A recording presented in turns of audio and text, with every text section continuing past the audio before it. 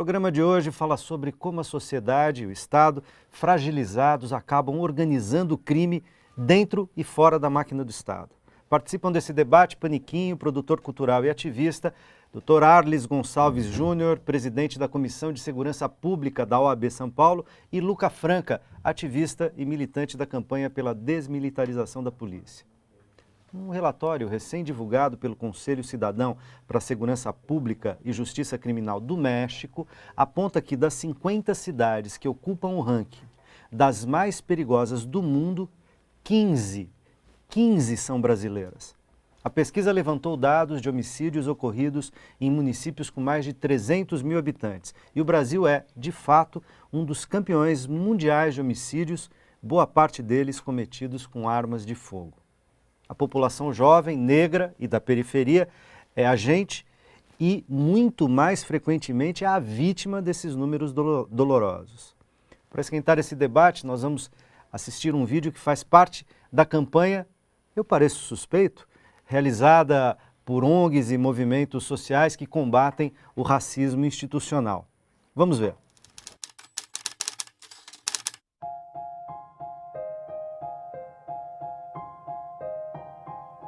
Os assassinatos da juventude negra pela polícia e pelas milícias em todo o Brasil é a face mais visível e cruel do racismo.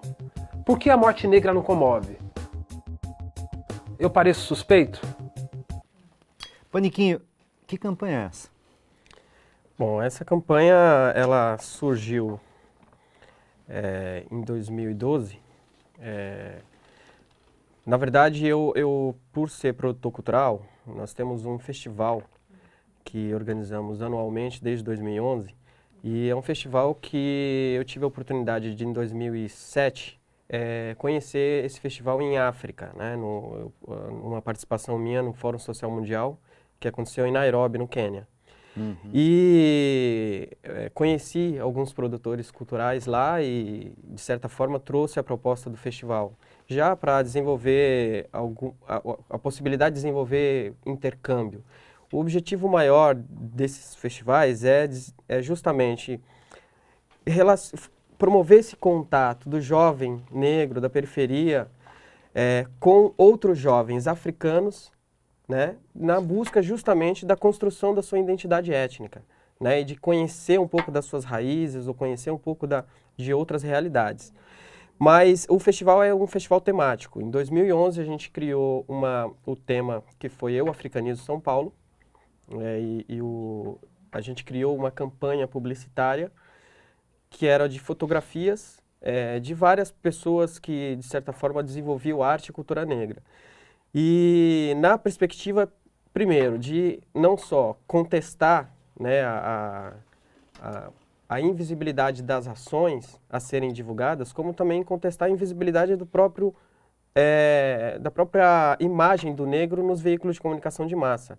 Que isso acho que tem um pouco a ver com aquilo que eu falei logo no primeiro bloco, com essa visão que a sociedade criou, de um estereótipo de alguém da nossa sociedade, né? Um cidadão que o estereótipo de quem é marginal, de quem é vagabundo. Então, automaticamente, essa sociedade ela é educada dessa forma e ela contribui de várias outras formas. Então, nos veículos de comunicação de massa, quer dizer, a população negra ela não se vê nem nas propagandas para vender algum tipo de produto que ela mesma consome. Quer dizer, a população negra, de certa forma, por exemplo, consome pasta de dente todos os dias, mas não se vê num comercial de propaganda, numa propaganda de pasta de dente. Então, a gente criou essa campanha. Essa campanha, através das redes sociais, houve uma repercussão super positiva nessa perspectiva de identificação. E como o festival tem essa propositiva de não só promover arte e cultura, mas também promover reflexões críticas de temas que estão presentes na sociedade, não foi difícil a gente, em 2012, trazer a discussão sobre a questão do genocídio da juventude negra. E aí, em 2012 mesmo, teve aquela situação nos Estados Unidos com aquele jovem estudante chamado Trayvon Martin, que foi assassinado por um segurança de um estabelecimento comercial, justamente porque ele estava numa situação com frio e com uma touca na cabeça. E ele foi brutalmente assassinado porque o segurança acreditava que ele era suspeito de alguma coisa. Deixa eu botar o Dr. Arles na conversa. Por que certas imagens, como essa de vestimentas, certos arquétipos sociais, são tomados como suspeitos? A polícia, ela age no reflexo daquilo que ela apura. Então, se você pega determinadas situações em boletins de ocorrência ou em inquéritos policiais, hoje na TV, várias imagens de assalto a postos de gasolina, restaurantes, com aquela mesma imagem, essa imagem passa a ser uma imagem suspeita. Então hoje o uso de um capuz, 2 pessoas andando numa moto de capacete, dependendo da forma que ele aborda, perto dos carros, é suspeito. Em razão dos bandidos usarem esse tipo de situação. O procedimento que eles usam é daquele jeito. Inclusive para garantir né? o anonimato, Então, né? exatamente. Então, você cobrir o rosto Então, e tal, eu para tentar não vou ser dar um reconhecido. exemplo. Nós estamos numa região da cidade, numa época de verão, calor danado, todo mundo de bermuda e tem uma pessoa com uma roupa fechada, com um capote coberto. Para a polícia, é suspeito. Ele está fora do padrão. Ou seja, está todo mundo na praia, por exemplo, de short e aparece uma pessoa lá de terno ou de uma roupa. Vai chamar a atenção do policial. Ele vai ficar olhando. Obviamente, juntando outras situações, às vezes é mais suspeito ou menos suspeito, né? Agora, Luca, entra na conversa aí. Vamos imaginar que, por alguma razão, certos comportamentos sociais, pela sua repetição, pelas suas características, etc., e até pelos estereótipos sociais, fossem demarcados e gerem suspeição, medo, não só para o policial, também para o transeunte, para quem está andando na rua e tal. Isso é uma coisa. Agora, para o agente do Estado, ter uma suspeição, fazer uma abordagem, significa fazer necessariamente uma abordagem violenta, ou já a pressuposição de que se é suspeito, provavelmente é criminoso? Porque muitas vezes a gente vê isso, né? Você estava falando do caso americano, então o cara então eu já atiro nele, ou eu falo qualquer coisa, já atiro nele, porque o fato de ser suspeito já faz com que, já empodera o segurança do shopping, o policial, o empodera para poder dizer que ele atirou num possível criminoso. Não, eu acho que a gente precisa também, tipo, fazer localizações, né? Tipo, é diferente você ter uma abordagem com pessoas fora do padrão na periferia do que nos jardins, Com né? certeza.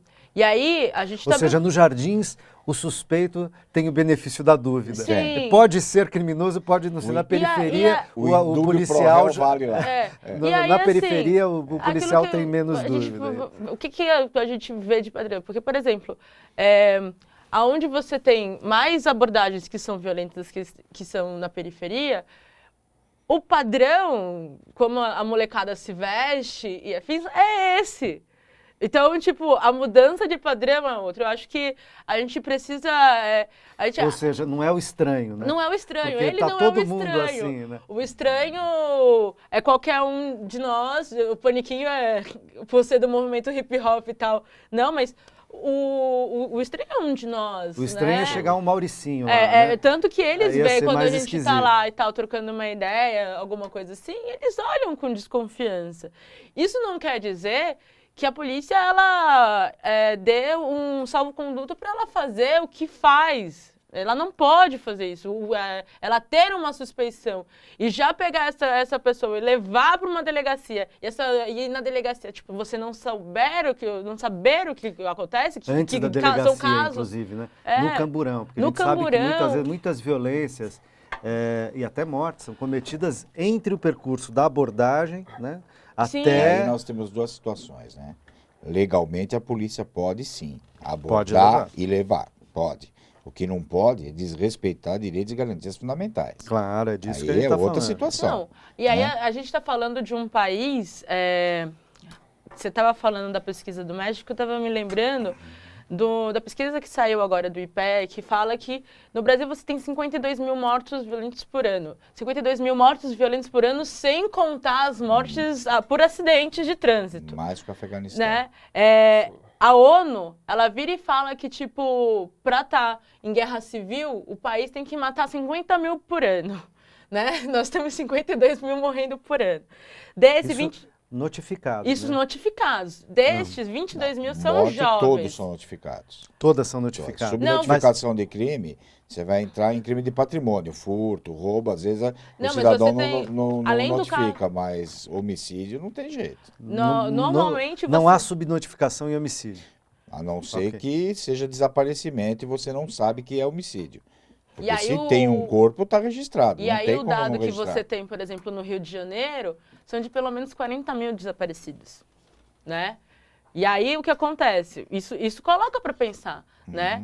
Isso seria uma das razões, por exemplo, pelas quais a ONU sugere ao Brasil que desmilitarize as suas polícias? Sim, sim. Que acabe, por exemplo, com a polícia militar? Sim, e tanto que essa foi... quando teve essa batina da ONU sobre direitos humanos, essa foi a única proposta que foi vetada completamente pelo governo federal, né? Quando deu a devolutiva para a ONU sobre o que faria e tal, aceitou a boa parte das recomendações, teve umas 11 que aceitou, mas não, com algumas ressalvas, e essa foi uma que eles não... que o governo virou, não tem como, a gente não vai desmilitarizar, a gente nega essa recomendação, né?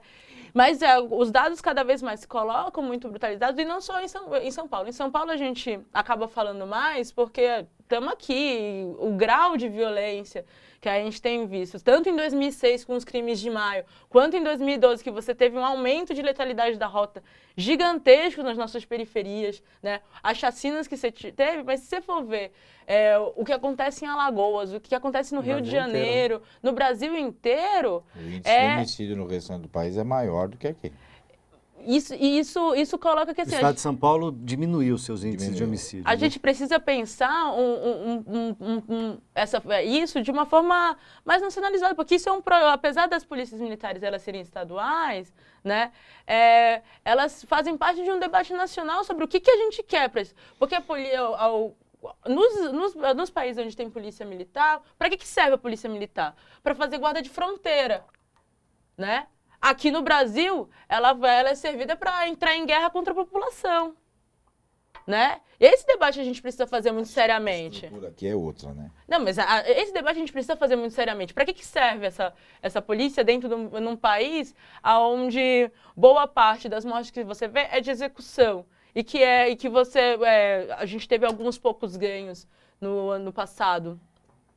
Junto a São Paulo, que foi a queda dos autos de resistência, que foi o fato de você ter que esperar o SAMU chegar e a polícia não poder fazer a remoção. São ganhos pontuais, mas você precisa pensar numa estrutura de segurança pública que realmente você combata, porque o militarismo ele não é só do ponto de vista da organização formal dessa polícia, né? É ideológico também. Se a gente for ver, por exemplo, a própria composição do Ministério Público aqui de São Paulo, né? Uma parte advém da Polícia Militar. Né? Então, a doutora Orla estava falando da Isso é verdade. estrutura. Então, como é que é? Você fala, a estrutura aqui no Brasil é outra. Como é a estrutura das polícias, sinteticamente, Então, na naturalmente? realidade, nós temos, da forma que é a polícia militar aqui, só tem 3 países no mundo que são assim, não me recordo agora quais são os outros 2. A função da polícia militar é fazer o patrulhamento preventivo e ostensivo. O que acontece é que no nosso país, de uns anos para cá, o sistema está distorcido. Então nós temos hoje a Polícia Militar fazendo uma série de coisas que não é função dela, e aí acaba fazendo coisas que não deve, né? Nós temos essa questão de você fazer abordagem. O que o policial militar tem que fazer? Ele faz uma abordagem. Se ele tem dúvida com relação àquela pessoa, porque aquela pessoa não está devidamente documentada, não se sabe quem é, tem que levar para a delegacia. Para quê? Para fazer a identificação da pessoa, porque às vezes é uma pessoa foragida. O que eles fazem muitas vezes hoje? Eles levam para a companhia, e aí é onde dão os problemas. Às vezes existe agressão, não pode. Eles têm que levar para a delegacia e apresentar para a Polícia Judiciária, que é a Polícia Civil. Polícia Então, há algumas distorções. O Ministério Público não deve investigar. O Ministério Público tem que fiscalizar a atividade policial. Em vez de eles fiscalizarem a atividade da Polícia Militar, que é a obrigação deles, e da Polícia Civil, que é a obrigação deles, eles ficam fazendo investigação. Então, está existindo um monte de distorção no país e aí acontece o que está acontecendo. Ou seja, esse caldo só engrossa, né? Só engrossa. Muito bem, eu vou passar a palavra para o Niquinho, mas no próximo bloco. A gente já volta.